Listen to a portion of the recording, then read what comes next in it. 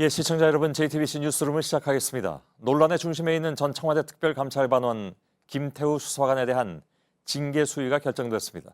대검찰청 감찰본부는 김 수사관의 비위가 인정된다면서 중징계를 요청하고 해임하라는 의견을 냈습니다. 골프 접대와 지인의 사건에 개입한 의혹 등 청와대가 통보한 비위 대부분이 사실이라는 것입니다. 특히 자신을 청와대에서 일하게 해달라는 인사청탁까지 했던 정황도 새롭게 드러났습니다. 감찰 과정에서 확보한 자료는 이제 검찰로 넘어가면서 추가 수사가 이어질 것으로 보입니다. 먼저 강보들 기자의 보도입니다. 청와대 감찰반원이던 김태우 수사관은 지인인 건설업자 최모 씨가 연루된 사건을 경찰에 문의하고 골프 접대를 받은 의혹으로 서울중앙지검에 복귀 조치된 뒤 감찰을 받아왔습니다. 한 달간 감찰을 진행한 대검찰청은 청와대가 통보한 비위 의혹이 대부분 사실로 확인됐다고 밝혔습니다.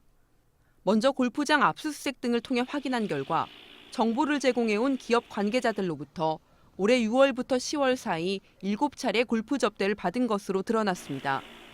또 지인 최 씨 등으로부터 골프 접대를 포함한 260만 원 상당의 향응을 받기도 했습니다. 김 수사관은 10월 초 수사를 받는 사건을 무마해달라는 최 씨의 부탁을 받고 경찰청 특수수사과장을 만나려 하는 등 수사에 개입하려 한 것으로 파악됐습니다. 특히 최 씨가 경찰청에서 조사받던 11월 2일 김 수사관도 청사를 찾아 해당 사건을 포함한 이첩 사건 결과 열람을 요구했는데 전날 두 사람이 여러 번 연락한 사실도 확인했습니다. 2012년 무렵 알게 된 최 씨로부터 건설업계 동향 등 제보를 받다 청탁과 접대를 주고받는 선을 넘는 관계가 돼버린 겁니다. 감찰본부는 김 수사관에 대해 파면 다음에 중징계에 해당하는 해임을 해달라고 징계위원회에 청구했습니다. JTBC 강보들입니다.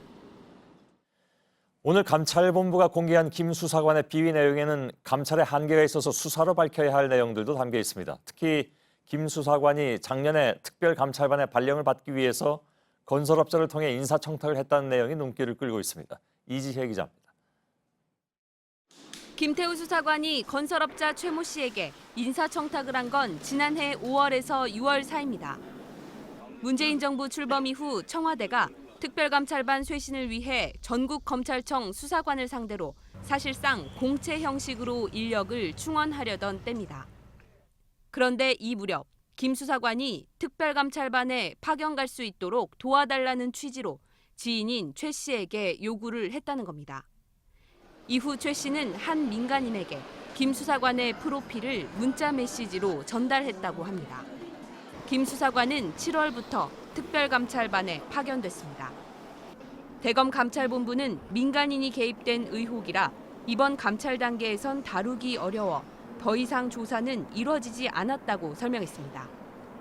다만 인사청탁을 했던 대상이 조국 민정수석인지에 대해선 아니라는 취지로 선을 그었습니다. 김 수사관은 이후에도 셀프 채용 청탁을 한 것으로 드러났습니다. 유영민 과학기술정보통신부 장관 등에게 감찰 실무 전문가가 필요하다며 직위를 신설하라고 유도했다는 겁니다. 과기부는 지난 7월 개방형 5급 사무관을 채용한다는 공고를 냈고 8월 면접에서 김 수사관은 1등을 기록했습니다. 감찰본부는 자신의 내정 사실을 미리 한 김 수사관이 원래 소속 기관인 중앙지검에 사표 수리까지 요구했었다고 밝혔습니다. JTBC 이지혜입니다. 예, 대검은 김태우 수사관의 비위에 대해서 정식으로 수사 의뢰를 하지는 않는다고 밝혔습니다. 그러나 감찰에서 밝혀진 내용과 자료를 수원지검과 동부지검 등으로 넘길 방침이어서 추가로 이루어질 수사가 주목되고 있습니다. 대검찰청 취재기자를 잠깐 연결하겠습니다. 이가혁 기자, 대검 감찰본부가 직접 수사를 안 하고 자료만 넘기기로 한 배경은 뭐라고 봐야 됩니까? 네, 물론 대검 감찰본부도 수사 기능이 있긴 있습니다. 하지만 이 김태우 수사관의 인사청탁 의혹 등에 민간인이 연루가 되기 때문에 일선 청에서의 정식 수사가 감찰 과정으로 계속 끌고 가는 것보다는 더 효율적이라고 판단한 것으로 보입니다. 예, 그런가요? 인사청탁 의혹뿐만이 아니라 이번 감찰 조사에서 김 수사관이 우윤근 주 러시아 대법사와 관련한 첩보를 언론사에 제공한 것도 문제다 이렇게 판단을 했죠. 지금 이 부분은 현재 수사를 그렇습니다. 맡고 있는 수원지검으로 넘겨질 가능성이 있겠군요. 네, 대검 감찰본부도 그 부분에 대해서 명백하게 공무원의 비밀 엄수 의무를 위반했다 이렇게 밝혔습니다. 앞서 청와대가 고발한 이 김 수사관에 대한 이 비밀 누설 혐의에 대해서 말씀하신 대로 수원지검이 막 수사를 시작했습니다. 그래서 수원지검이 대검으로부터 자료를 넘겨받아서 첩보 유출 배경 등을 규명해 나갈 것으로 보입니다. 예. 그 인사청탁 부분에 대해서는 어떻게 수사가 이루어질 것으로 보입니까? 감찰본부는 인사청탁이 실제로 효과가 있었는지에 대해서는 조사하지 않았다고 밝혔습니다. 예. 이 때문에 김 수사관과 이 검설업자 최 씨 사이에 어떤 과정에서 그런 인사청탁이 오갔는지 또 이 감찰 과정에서 드러난 골프 모임, 이 두 사람의 밀접한 유착 관계를 보여주는 이 골프 모임 외에 예를 들어 돈이 오갔는지 이런 대가 관계가 있었는지 등이 추가로 규명돼야 할 대목입니다. 예, 알았습니다. 이가혁 기자로부터 알아봤습니다. 김태우 수사관은 앞서 전해드린 것처럼 대검찰청의 감찰 결과를 받아들일 수 없다는 입장입니다. 그런데 김 수사관과 박근혜 정부 청와대에서 함께 일했던 동료는 김 수사관이 과거에도 정상적인 범위를 넘어서는 감찰 활동 때문에 문제가 된 적이 있다고 말했습니다. 이희정 기자입니다. 김태우 수사관은 박근혜 정부 때인 2013년 2월부터 2014년 7월까지 청와대에 파견돼 특별감찰반원으로 일했습니다. 그런데 당시에도 김 수사관이 무리한 활동으로 여러 차례 구설수에 올랐다는 주장이 나왔습니다. 박근혜 청와대 민정수석실 관계자 A씨는 JTBC 취재진과의 인터뷰에서 2013년 김 수사관이 검찰이 내사 종결한 사건 관계자 B씨를 갑자기 찾아가 직접 만난 일이 있었다고 말했습니다. 김 수사관이 접촉한 뒤 B씨가 돌연 사표를 쓰는 바람에 문제가 됐다는 겁니다. A씨는 당시 특감반에서 김 수사관을 불러 감찰 대상자를 직접 만난 사실이 부적절한 행위라고 보고 주의를 줬다고 말했습니다.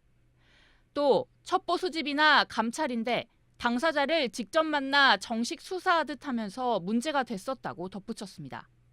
JTBC는 이에 대한 김 수사관 본인 입장을 듣기 위해 여러 차례 시도했지만 김 수사관은 전화를 받지 않았고 김 씨 변호인은 드릴 말씀이 없다고 밝혔습니다. JTBC 이희정입니다. 예, 김태우 수사관과 연결돼서 또 논란이 되고 있는 것이 바로 환경부 문건입니다. 자유한국당은 환경부 문건을 블랙리스트라고 지칭하면서 청와대에 대한 압박을 이어갔습니다. 문재인 대통령 탄핵까지 언급했습니다. 물론 청와대는 김태우 수사관의 허위 소설에 불과하다는 입장입니다. 그렇다면 이 문건은 한국당 주장대로 블랙리스트인가? 이것을 확인하기 위해서 JTBC는 다양한 경로로 취재했습니다. 문건 작성자도 인터뷰했고 김 수사관의 동료도 접촉했습니다. 또 이 문건이 실제로 실행됐는지도 파악해봤습니다.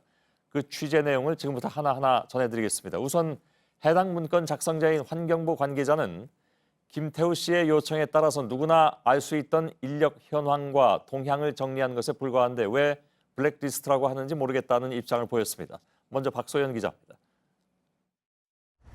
김태우 수사관이 환경부 감사 담당관실을 찾은 건 올해 초 1월 18일입니다.